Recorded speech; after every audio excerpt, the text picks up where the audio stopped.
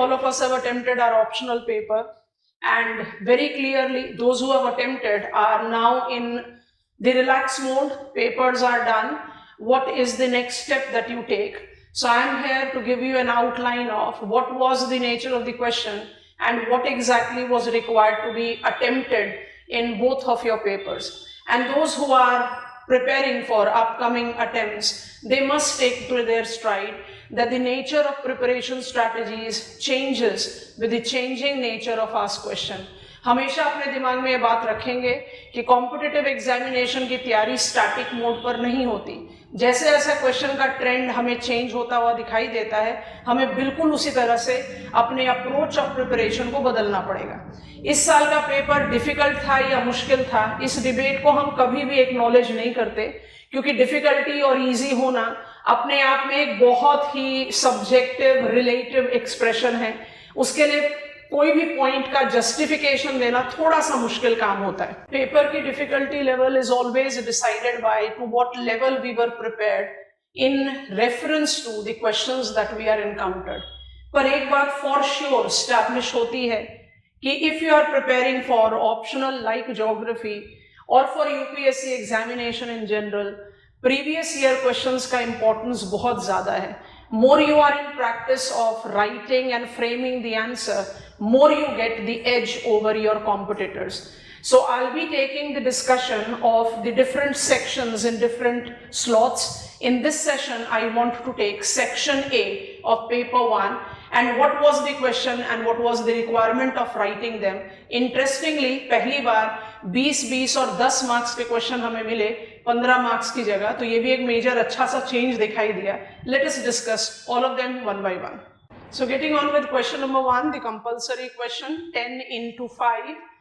जो ये 50 marker questions हैं, ये अपने आप में बड़े क्रूशियल होते हैं when it comes on to your overall attempt, क्योंकि you begin your answer writing here, और कई बार जब क्वेश्चंस हमारी कंपैटिबिलिटी के हिसाब से होते हैं तो you feel encouraged, और कई बार टर्म्स थोड़े से शॉकर्स होते हैं that tends to create out a sort of jerk कि I lose all my confidence etc. I don't find any jerky expression in these 5 questions to begin with. जो पहला question आपसे 10 मार्कर पूछा गया, वो क्वेश्चन पूछ रहा है explain the causes of glacial lake outburst flood. Glacial lake outburst floods जो हैं, ये लाइमलाइट में आना शुरू हुए 2023 सिक्किम के बाद। नेपाल तिब्बत जैसे अपस्लोपी एरियाज में ये काफी कॉमनली एक्सपीरियंस किए जाते हैं। कॉजेस पूछ रहा है, ये क्वेश्चन जियोमॉर्फोलॉजी और क्लाइमेट चेंज दोनों के साथ एसोसिएट किया जा सकता है। It basically is correlated with immense increase in pressure on morainic dams. तो जब आप मोरेनिक डैम्स के बारे में बात करते हो, आप एसोसिएट करते हो ग्लेशियल टोपोग्राफी को, है ना। एंड मोरेनिक डैम्स पर जो ये प्रेशर है, इसका जो इंक्रीज मोमेंटम है वो बेसिकली इंक्रीज्ड अब्लेशन से है। Oblation is the process of melting of snow and ice, जिसको आप चेंज ऑफ क्लाइमेट से एसोसिएट कर सकते हैं। पॉइंट जो इसमें आपको डिफाइन करना है कि the causes of such floods which is correlated with glacial lake outburst. तो ग्लेशियल लेक बनते कैसे हैं, मेल्ट ऑफ ग्लेशियर से बनते कैसे हैं, बैरियर्स जो एक वाटर को एक्यूमुलेट करने में मदद करती है, और ये बैरियर्स जो हैं ये ब्रेक करके या ब्रीच करके डाउन स्लोप एरिया में फ्लड्स ट्रिगर ऑन कर सकते हैं। और ये जो फ्लड ट्रिगर ऑन होते हैं, केदारनाथ बहुत डिवास्टेटिंग थोड़ा ओल्डर एग्जाम्पल है, they all give us the justification कि कहीं ना कहीं human interference by default is associated with it, but it is the process that has always been natural.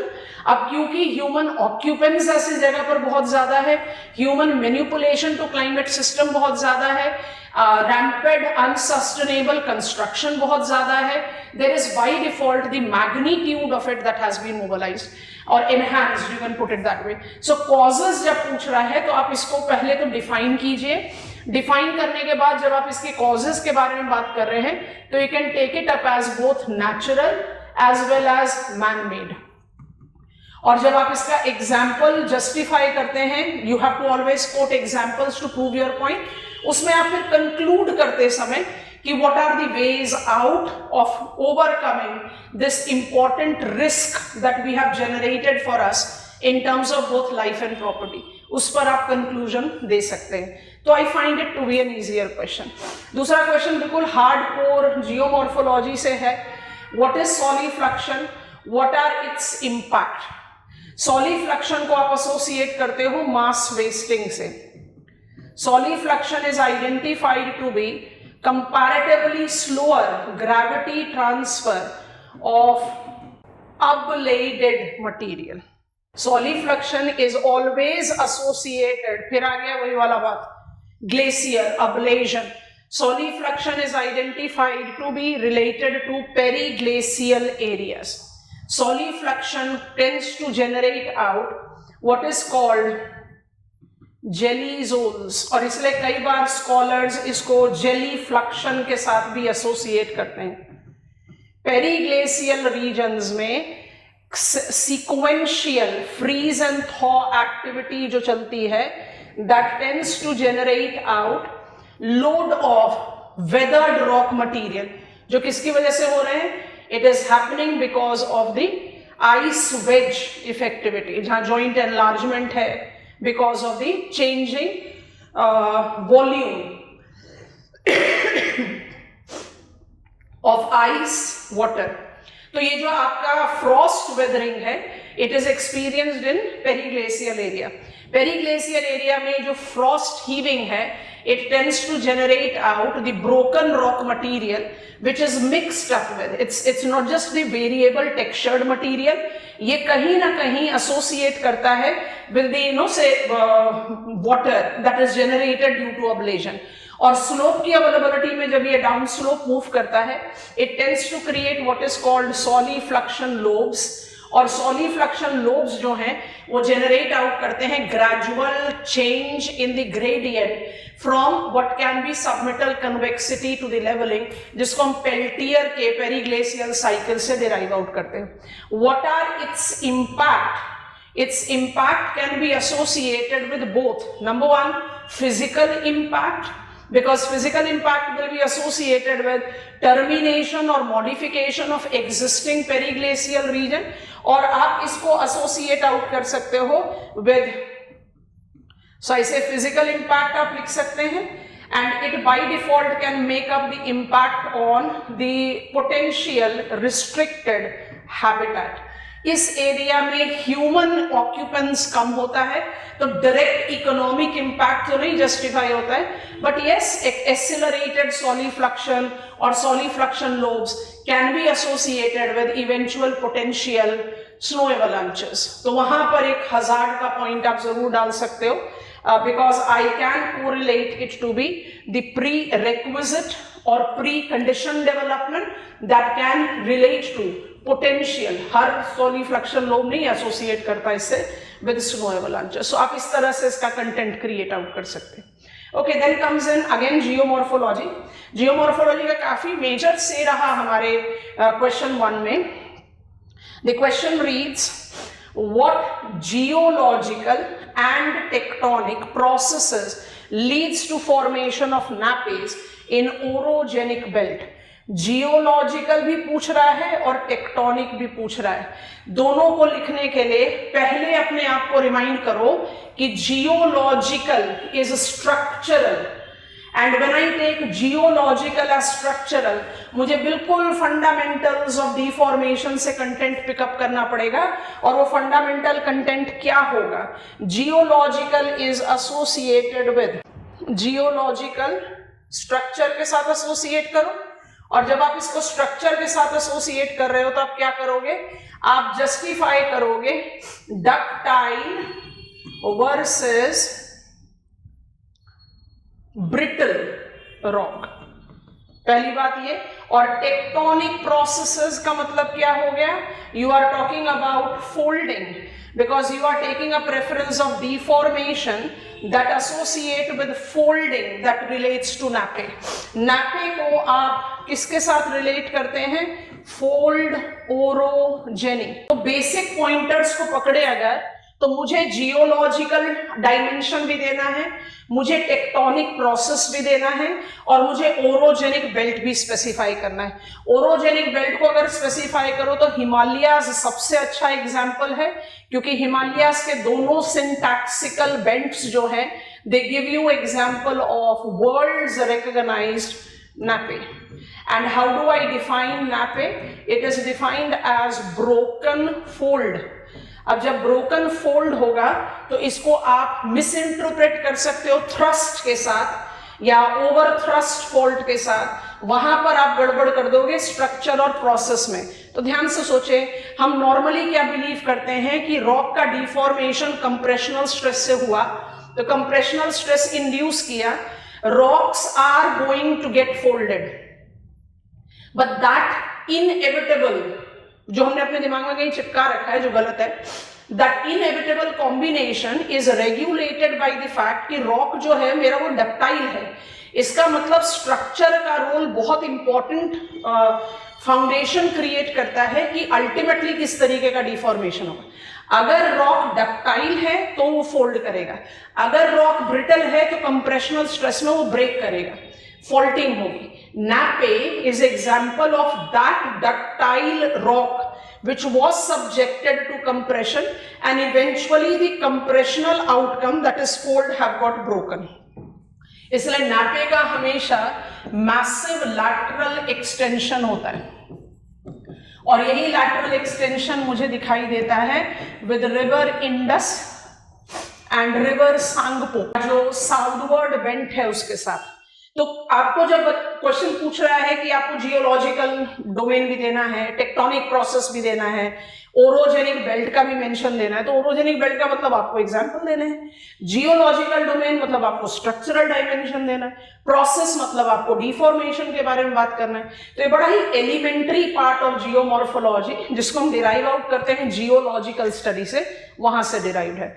I think it was easy manageable set of first 3 questions. आगे बढ़ते हैं। The next compulsory 10 marker question was explain the relationship between air masses. हमें काफी interesting question लगा ये, and local winds. Air masses और local winds के बीच का रिलेशनशिप एकदम टिपिकल क्लाइमेटोलॉजी का क्वेश्चन है। एग्जामिनर ने थोड़ा सा कंफ्यूजन क्रिएट करने की कोशिश करी है। आप एयर मासेस को डिफाइन कर दें, 3 डायमेंशनल होमोजेनस मासेस, जिसको आप बैरोट्रोपिक एयर मासेस बोलते हैं, जो वर्क करता है एज थर्मल इंजन्स। आप very basic kind of introduction दे दीजिए, और लोकल विंड्स को डिफाइन कीजिए as surface gradient winds which are regulated essentially by, these are surface gradient winds which are regulated essentially by the locally larger scale generated pressure gradient. अब मुझसे question पूछा है relationship between the two.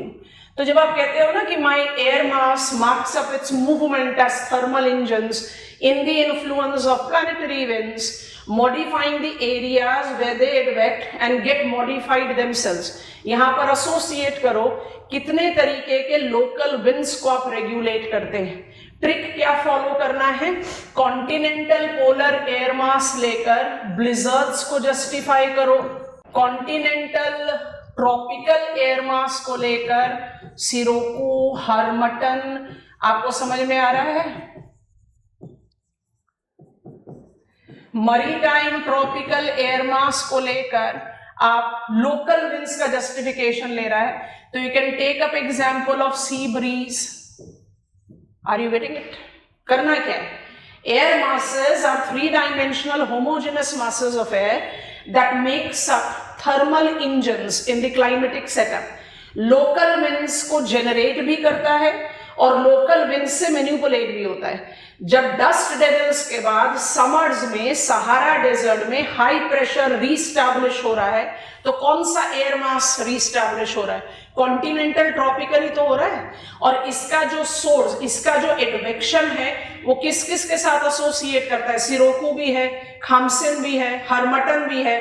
Local wind के association में बड़े अलग अलग weather conditions generate कर रहा है। बिल्कुल वैसे ही when I take up reference of air masses in the regions as cold polar areas, continental polar air masses, वो किस तरह का वेदर इफेक्टिविटी जनरेट करता है, grim winter conditions, blizzards, purgas, पैम्परोस.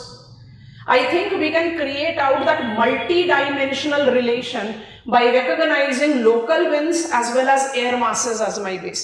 उसके हिसाब से आप बड़े आराम से इसको एसोसिएट कर सकते हो. ध्यान रखना है प्लैनेटरी विंड का मेंशन नहीं दे देना, फिर वो गड़बड़ हो जाएगा. इसलिए हमने यहाँ जानबूझकर आर्कटिक फ्रंट के बारे में नहीं बताया जो मरीटाइम पोलर एयर मास के साथ जाता है, क्योंकि जब आप आर्कटिक फ्रंट के बारे में बात करते हो then you are talking about planetary wind. I think I am making sense. Climatology का क्वेश्चन है, इंटरेस्टिंग क्वेश्चन है. What are the last 10 marker question, what are the fundamental differences, मजेदार क्वेश्चन है ये भाई, among ocean waves, ocean current and tides. तीनों ही movement of ocean water है, तीनों ही मूवमेंट ऑफ ओशन वाटर है. इसलिए जब भी क्वेश्चन एडवाइस हम जब भी बात करते हैं इस टॉपिक की ओशियानोग्राफी में, हम कहते हैं ओशन वाटर मूवमेंट करके अगर क्वेश्चन पूछ ले तो तीनों लिखो, वेव भी लिखो, करंट भी लिखो, टाइड भी लिखो. यहां पर आपसे पूछ रहे हैं कि इनके बीच में डिफरेंस क्या है, तो आंसर की शुरुआत करो that all of them are the example of ocean water movement. ये बात लिखने के बाद आपको सीधा डिस्टिंक्शन पर आ जाना चाहिए. Oceanic waves are the largest scale ocean water movement that are essentially generated by wind drag. ये to and fro movement of ocean water जो है, sea surges, backwash, is largely associated with gradational effect. Sea waves as an active agent of gradation. Ocean waves मतलब क्या, oceanic waves मतलब क्या, larger scale. और इसको आप किसके साथ एसोसिएट करते हैं, आप एसोसिएट करते हैं विंड ड्रिवन मूवमेंट. उसके बाद आया oceanic current system. Oceanic current system can be categorised as gyre circulation and thermohaline circulation. Remind करो अपने आप को, आपसे फंडामेंटल डिफरेंसेस पूछ रहा है तो डिफरेंसेस के लिए कैटेगरीज जनरेट करनी पड़ेंगी. गायर circulation is essentially the outcome of TNS variations involving prevailing winds. क्योंकि एकमैन्स ट्रांसपोर्ट और एकमैन्स पंपिंग इफेक्ट है, और thermohaline circulation vertical movement of ocean water है, मेरिडियोनल ओवरटर्निंग सर्कुलेशन जिसको बोलते हैं, वो भी TNS वेरिएशन पर एसोसिएट करता है, but with pycnocline, that is pelagic, pycnocline and benthic level. तो आपको थर्मोहलाइन ओवरटर्निंग सर्कुलेशन के बारे में बात करनी चाहिए. And finally difference between them, so tide is the pulse that is experienced on the water surface because of lunar and solar attraction. ये pulse अपने आप में मूवमेंट नहीं है, जनरेट तो करता है planetary wave with wavelength running half the circumference of the earth and wave height not more than 2 meters by default. लेकिन ये अपने आप में मूवमेंट नहीं है, it tends to generate out the movement.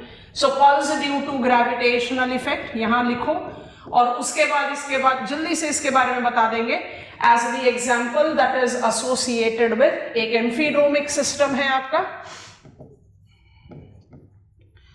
और दूसरा आपका है प्रोग्रेसिव वेव्स. तो जेनेसिस भी अलग है, मोमेंटम या मूवमेंट भी अलग है, और आउटकम या इफेक्ट भी अलग है. तो ये सारी चीजों को आप कंबाइन करके बहुत अच्छा सा आंसर क्रिएट आउट कर सकते हो. These were the 10 marker question. Geomorphology का डोमेन दिखाई दिया. अब शुरू कर रहे हैं क्वेश्चन नंबर 2 20 मार्कर क्वेश्चन से. अगर एक 20 मार्कर क्वेश्चन को आप जरा ध्यान से नोटिस करो, how does denudation chronology help in understanding sequential development of landscapes and landform. Landscape और लैंडफॉर्म के बीच में फंडामेंटल डिफरेंस क्या है, सबसे पहले तो अपने दिमाग में ये डालो. Landscape is combination of multiple landforms. Denudational chronology कौन से स्कॉलर्स ने हमें दी है, डेन्यूडेशनल क्रोनोलॉजी का जो कंट्रीब्यूशन है वो हम एसोसिएट करते हैं RJ small and AL Bloom जैसे मॉडर्न जियोमॉर्फोलॉजिस्ट से. Denudation chronology is historical approach of landform study. जिसमें आप रिलेट करते हैं how topography, landscape and landform पूछा हुआ है. I am purposefully using the term how topography gets developed, eroded and redeveloped.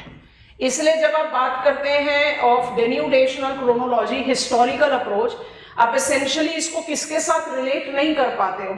Cenozoic relief, Tertiary relief, because Tertiary relief तो अभी बन ही रहा है. टर्शरी रिलीफ का तो अभी डेन्यूडेशन या इरोजन होने का लॉजिक नहीं है. तो जब आप इसको जस्टिफाई करें, how it is helping us in understanding the sequence, it is giving us that approach of study of landform which gives me the understanding कि आज जो denuded topography है वो पहले कैसा था, how it was. And because these two scholars have made their complete contribution, identified with 3 चीजें. पहला, डेविसियन नॉर्मल साइकिल ऑफ इरोजन को ये रूल आउट नहीं करते हैं. Landscape is function of structure, stage and process. दूसरा, ये हटन के यूनिफॉर्मिटेरिज्म को रिकॉग्निशन देते हैं, जो क्या कहता है present is key to the past. And तीसरा, Gilbert, I am talking about G K Gilbert, palaeomagnetism और जियोमैग्नेटिज्म वाले गिलबर्ट की बात नहीं कर रहे, वो विलियम गिलबर्ट है.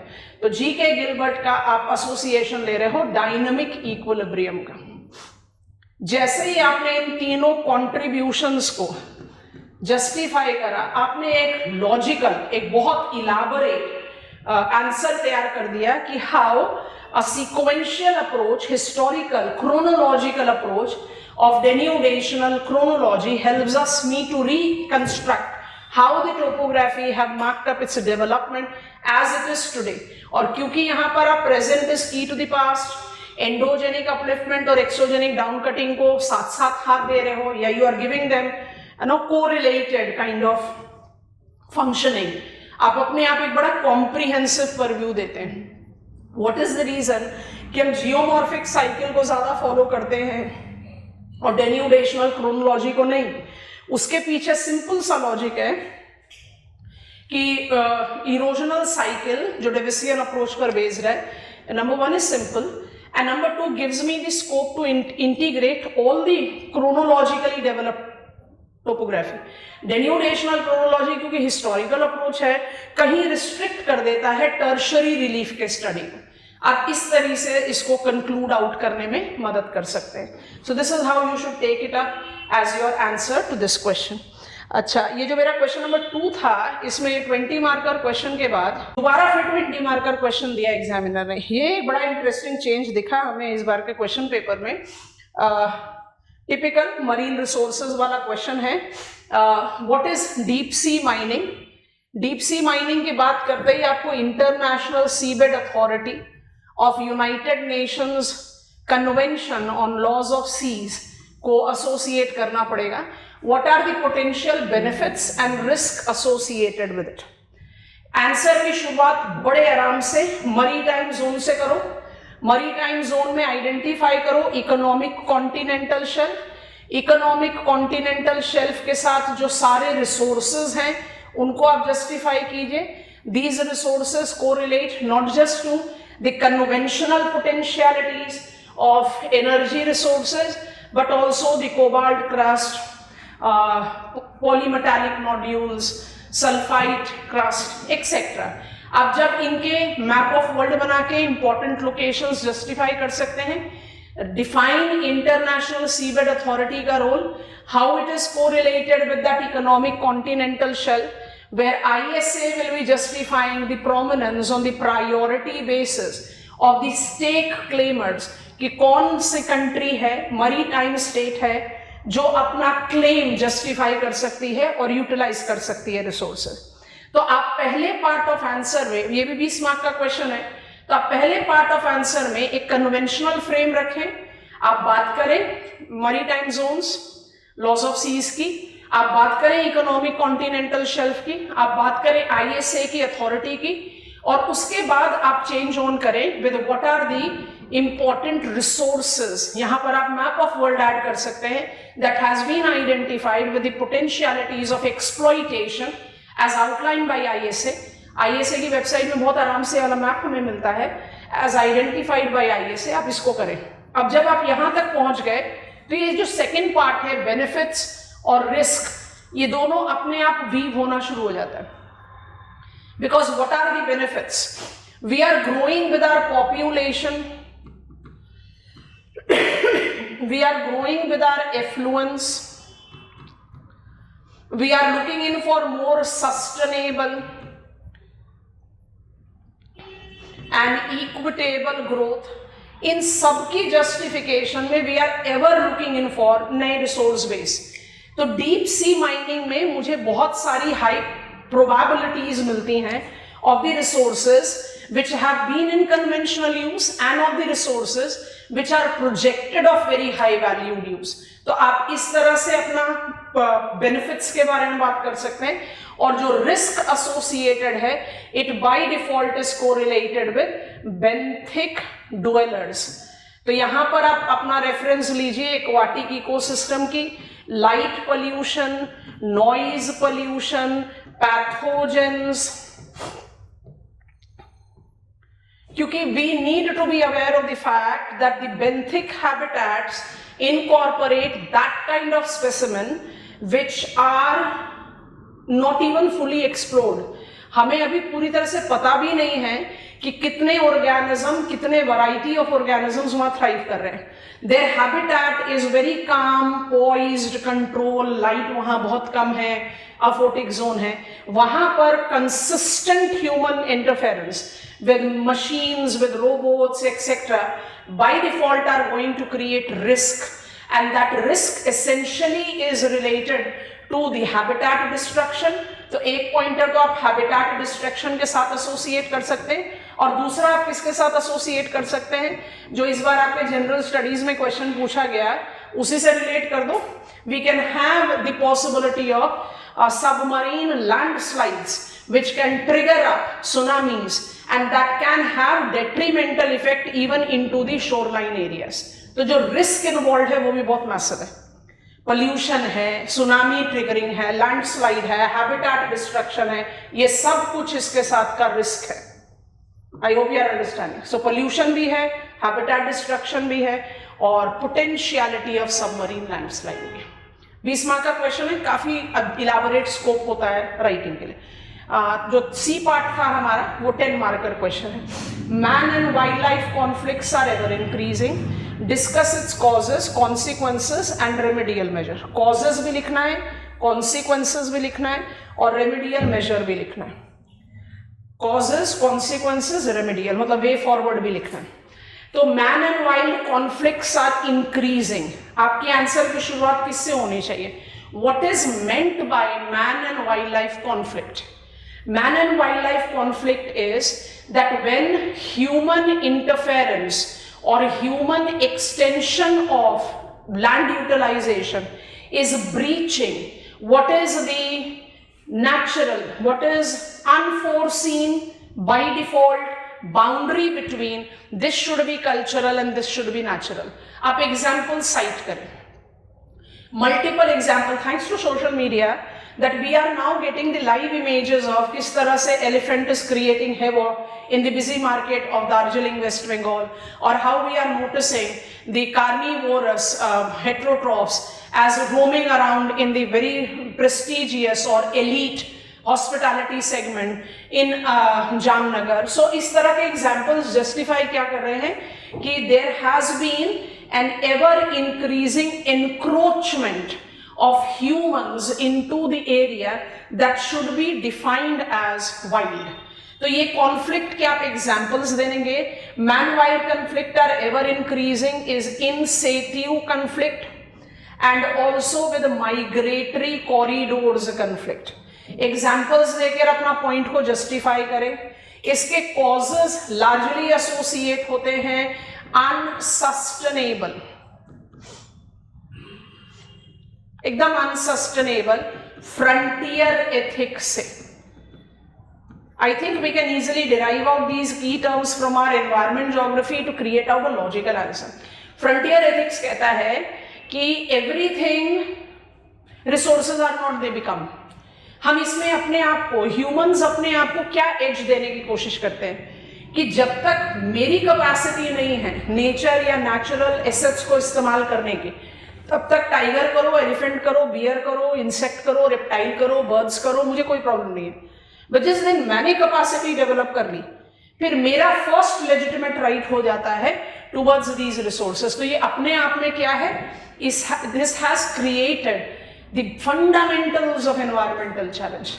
तो कॉजेज में आपको इसको जस्टिफाई करना चाहिए, कॉन्सिक्वेंसेज हमने इलाबोरेट करा, बायोडाइवर्सिटी डिप्लीशन तो डेफिनेटली है, हैबिटेट डिस्ट्रक्शन है, आप सपोर्ट ले लो ना हिप्को का, आपने सारा डिफिकल्टी क्रिएट कर दिया है फॉर बायोडाइवर्सिटी लॉस। बट इसके साथ साथ there is ever increasing life threat to human habitations also. तो you need to talk about the consequences which is two sided. Problem सिर्फ ये नहीं है कि एनिमल्स या रेप्टाइल्स या वाइल्ड जो है उसको कुछ सफरिंग है, सफरिंग तो ह्यूमन परव्यू में भी है, because ultimately this conflict is putting humans also at a spot where they become vulnerable. तो जो इसका रेमेडियल मेजर है वो क्या है, रेमेडियल मेजर लार्जली एसोसिएट करेगा सारे सस्टेनेबल प्रैक्टिसेस से, जिसमें प्रोटेक्टेड एरियाज का डिमार्केशन, इको सेंसिटिव जोन्स का डिमार्केशन, उनका specifications, updation, strict maintenance, monitoring, माने जितने आप इन सेटिव कंजर्वेशन प्रैक्टिसेस को अप्लाई करते हो उन सब के एग्जाम्पल देकर आप वे फॉरवर्ड पर कंप्लीट कर सकते हैं इस आंसर को। I think that will make a good frame of answer. अच्छा, अब हम बढ़े नेक्स्ट क्वेश्चन की तरफ। It reads, examine the formation of atmospheric tricellular circulation system. इससे आसान क्वेश्चन कुछ हो नहीं सकता। अब एग्जामिनर ने हमें कंफ्यूज करने के लिए सेकंड पार्ट ऐड कर दिया, describe how this system has been created considering earth as a living planet. अगर मैं second part of the question को रीड ना करूं तो ट्राइसेल्यूलर मेरीडियोनल सर्क्यूलेशन क्या है? Tricellular meridional circulation fundamental nature of atmospheric circulation. ये fundamental nature of atmospheric circulation किसके साथ रिलेट करता है? ये सिंपली इस फैक्ट के साथ रिलेट करता है that every surface low will develop upper air high and every surface high will develop upper air low. So when I develop equatorial low, subtropical high, subpolar low and subpolar high, I am generating the pressure profile which will create tricellular meridional circulation as Hadley cell, mid latitudinal Ferrel cell and high latitudinal polar cell. इसकी weather conditions को आप associate कर सकते हो with dry and wet domain, आप वो justify करें। अब जरा सोचिए second part of the question के, how this system has been created considering earth as a living planet. This system has been created considering earth as a living planet is that this system incorporate cause and effect, इसको कहते हैं morphogenetic system, cause and effect relation on the blue planet, because जब ये atmospheric circulation को आप justify करते हो, it facilitates the conditions of not just heat transfer latitudinally but also development of wetter and drier conditions which creates diverse habitability. तो second part of the question में आपको focus किस पर करना चाहिए? It is genetic feedback. ये examiner ने हमें थोड़ा सा ना कंफ्यूज करने के लिए डाल दिया है कि earth has a living planet, आप इसको कैसे एसोसिएट करोगे जेनरेशन ऑफ दिस सिस्टम? तो earth as a living planet, life bearing planet is in cause and effect relationship to this system. तो आप जब भी ट्राइसेल्यूलर मेरीडियोनल सर्कुलेशन पढ़ते हो या उसके बारे में आंसर लिखते हो तो आपका फोकस ऑफ आंसर राइटिंग कहाँ रहता है? It is about what is the elementary nature of atmospheric circulation, पहला। दूसरा आप लिखते हो कि इस एटमॉस्फेरिक सर्कुलेशन का इवेंचुअल आउटकम क्या है ना? तो आउटकम में आप क्या जनरेट कर रहे हो? वेटर कंडीशन है कि ड्रायर कंडीशन है? तो वेटर और ड्रायर कंडीशंस क्या हैबिटेट को जनरेट नहीं कर रहा है? और जब वो हैबिटेट को जनरेट कर रहा है तो earth as a living planet justified होता है। So you basically have to imply, हम नॉर्मली लिखेंगे ट्राइसेल्यूलर मेरीडियोनल सर्कुलेशन का वेदर इफेक्ट क्या है, आप उसी को ऐड करो. Weather effectivity correlates to the development of habitat and habitat justifies planet earth as a living planet. So manageable है. इट्स ओनली दैट एग्जामिनर ने थोड़ा सा आउट ट्रैक करने की कोशिश की. आगे बढ़ते हैं. Quite majorly related to environment geography के क्वेश्चन पिकअप करते हैं सबको one by one. What is UN decade of ecosystem restoration. 2021 से शुरू करा, 2030 तक है. United Nations environment programme and food and agriculture organisation. मेरे ख्याल से काफी पुराना और ओल्डर वर्जन ऑफ इंफॉर्मेशन है, मैनेजेबल होना चाहिए मेजॉरिटी ऑफ अस के लिए.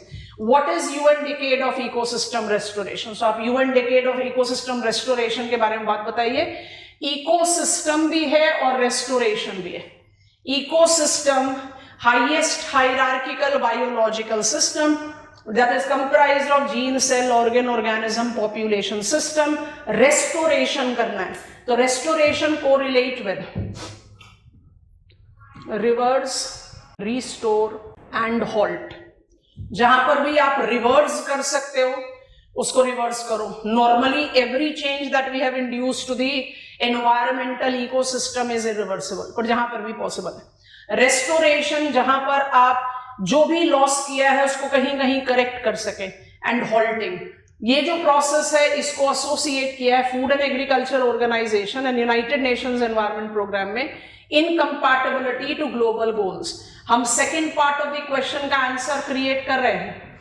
Global goals are sustainable development goals. Sustainable development goals is about inclusion.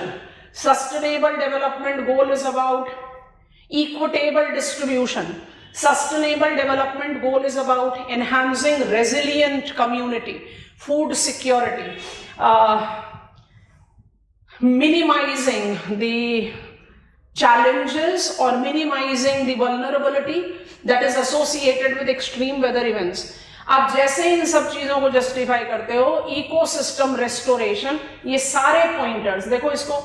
How does it balances ecological goals with emerging socio-economic needs like food security and development. बता दिया ना. इसकी compatibility पूरी किसके साथ है? 17 के 17 सस्टेनेबल डेवलपमेंट गोल को जस्टिफाई कर सकते. Food security sustainable development goal है. When I take up resilient population sustainable development goal है.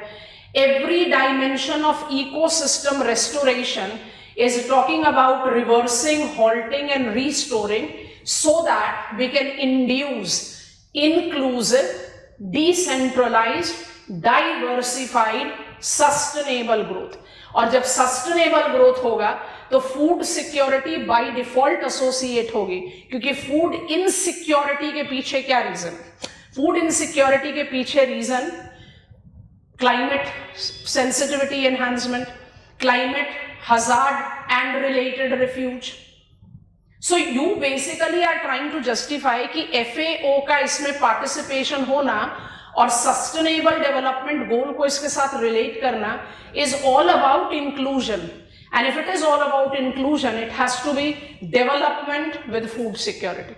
It gives you that kind of domain. अगर मुझसे सिर्फ एक part of the question भी पूछता ना, what is UN decade of ecosystem restoration, उसमें भी मुझे फिर यही लिखना पड़ता that this restoration is talking about an inducing global goal, parity, equitable development. तो कहीं ना कहीं वो food security inclusion के बारे में pointers आते. Interesting question है, quotes unquote, Himalayas are still rising. Expand this statement and describe the processes involved in it with suitable sketches and diagram. Suitable sketches और diagram के बारे में तो हम हमेशा कहते हैं कि unwritten norm है. आपको अपने आंसर में illustrations, diagrams, flow charts, Venn chart इतने बनाने चाहिए कि आप अपना कंटेंट को रिस्ट्रिक्ट कर पाओ, लेंदी स्टेटमेंट्स को अवॉइड करो और एग्जामिनर को एक कन्विंसिंग आर्ग्यूमेंट के साथ अपने पॉइंट्स दो. तो अब ये सूटेबल स्केचेस वगैरह को हटा दें. Himalayas are still rising. आपको किससे शुरुआत करनी है? फैक्टर्स और forces that influences surface of earth includes endogenetic, जिसको आप हाइपोजीन प्रोसेसेस भी बोलते हैं। और हाइपोजीन प्रोसेसेस जो हैं वो दो तरीके के होते हैं, एक डायस्ट्रोफिक प्रोसेस होते हैं और एक सडन होते हैं। डायस्ट्रोफिक फोर्स में apart from epeirogenic force you have got orogenic forces. Orogenic force जो हॉरिजॉन्टल फोर्स हैं, जो कंप्रेशनल और टेंशनल स्ट्रेस के साथ एसोसिएट करते हैं, जिनको आप माउंटेन बिल्डिंग फोर्स बोलते हैं। They take millions of years to generate out recognizable imprint on the face of the earth. That is the reason Cenozoic orogeny, Himalayas is a good example of it. Cenozoic, the tertiary orogeny that marked up its beginning some 70 million years ago is still on. इसलिए तो there is a debate among the scholars कि Neozoic era को अलग era बताना चाहिए कि नहीं बताना चाहिए, क्योंकि 1 मिलियन ईयर तो बहुत छोटा टाइम स्पैन हो गया प्लैनेट अर्थ का लाइफ स्पैन को जज करते हुए, और अलग से एक एरा का डेजिग्नेशन देना कहाँ तक सही है करके debate, because it is the time when we are taking Cenozoic orogeny का ही इम्प्लीकेशन। तो हिमालयाज स्पेसिफिक क्वेश्चन पूछा है, तो आप ये जो बेस क्रिएट कर दो, उसके बाद जस्टिफाई करो दैट हिमालयाज मेक्स एग्जाम्पल, एकदम जियोमॉर्फोलॉजी से उठाना है, मेक्स एग्जाम्पल ऑफ पॉलीजियोसिंक्लाइन। ये पॉलीजियोसिंक्लाइन जो है ये कंप्रेशनल स्ट्रेस एक्सपीरियंस करना शुरू किया because of Indian plate compression with Eurasian plate. It has facilitated multiple folding with Kunlun Shan being the oldest young fold mountain and Shivaliks being the youngest young fold mountain।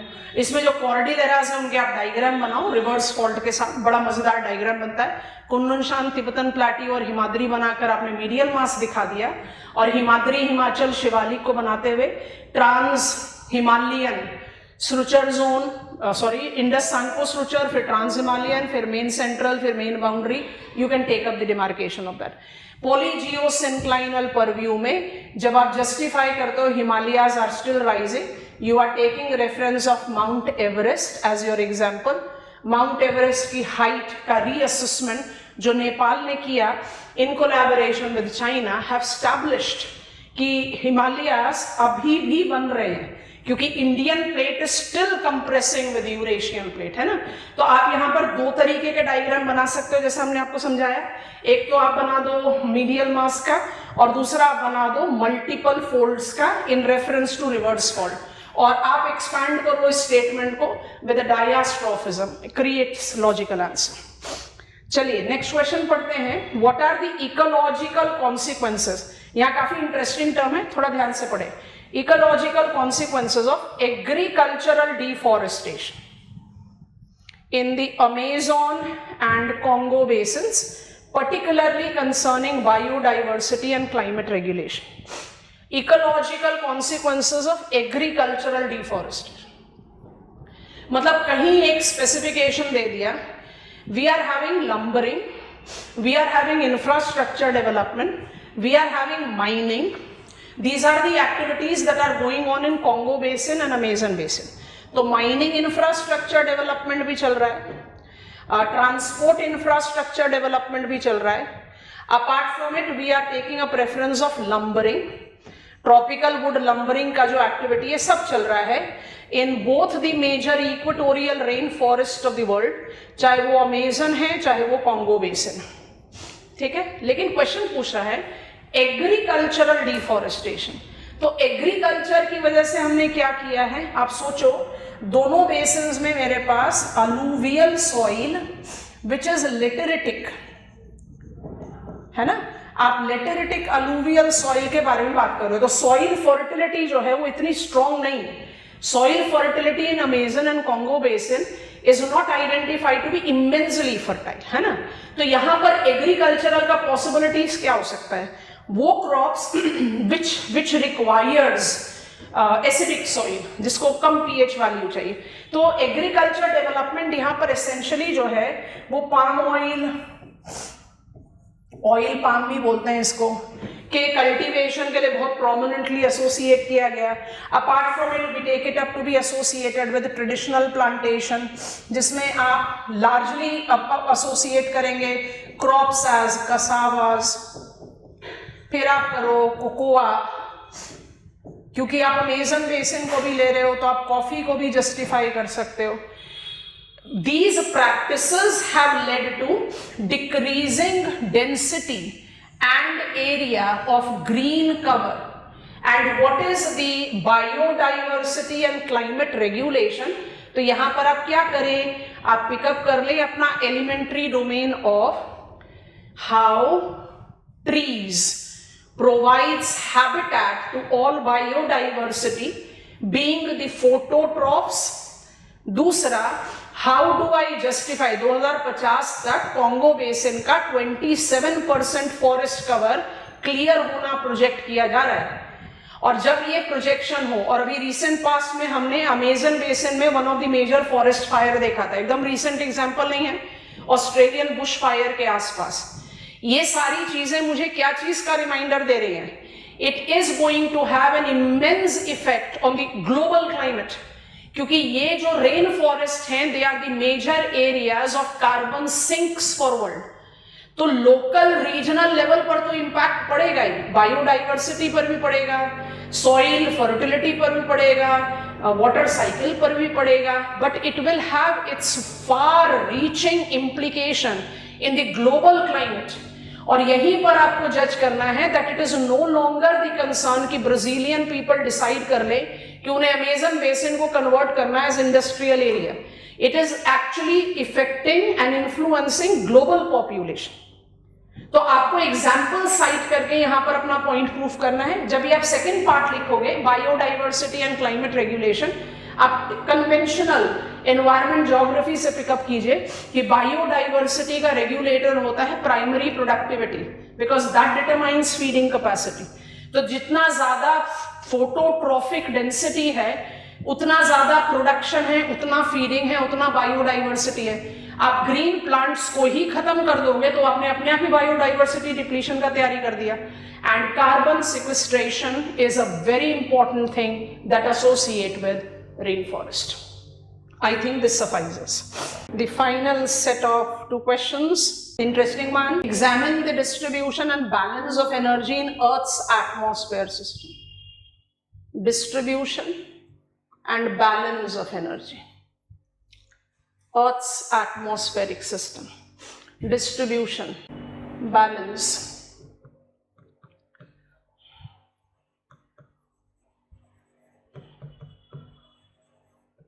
हो गया मेरे ख्याल से, आपको समझ में आ गया हम क्या बोलना चाहते हैं।